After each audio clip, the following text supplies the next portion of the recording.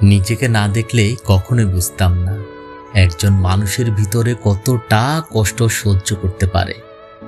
দিনের শেষে সবাই ভাবে সব ঠিকঠাক, কেউ কল্পনাও করে না চাপের ভার কতটা গভীর।